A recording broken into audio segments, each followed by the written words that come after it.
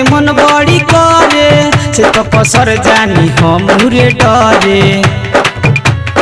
ए सखी हमरा भतारे के मन बड़ी करे से तो पसर जानी हम रे डरे। काम करेला हाली हाली जाता लेखा सटे जाला भतार मोर लाटा लेखा धके साने जो बोल सखिया टा लेखा। सटे जाला भतार मोर लाटा लेखा धके साने जो बन सखिया टा लेखा। Rishabh recording studio Simra.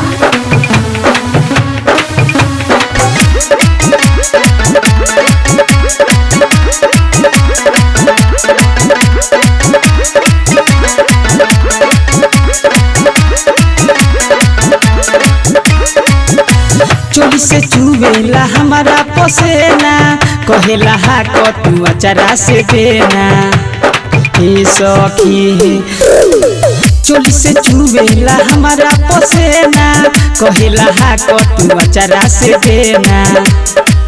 भीतर जाए तो चुवेला काटा लेखा सटे जाला भतार मोर लाटा लेखा धके साने जो बोल सखिया टा लेखा। सटे जाला भतार मोर लाटा लेखा धके साने जो बन सखिया टा लेखा।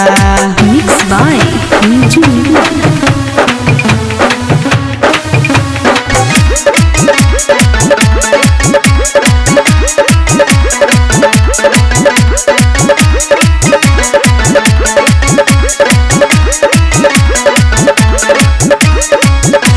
सजके लागल रात भर कइले चंदनी तेज के मन भर गइले।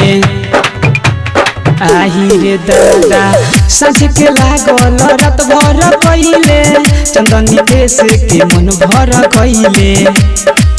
सुबोध रोशन झुकेला माटा लेखा सटे जाला भतार मोर लाटा लेखा धके साने जो बोल सखिया टा लेखा। सटे जाला भतार मोर लाटा लेखा धके साने जो बन सखिया टा लेखा। Rishabh recording studio Simra.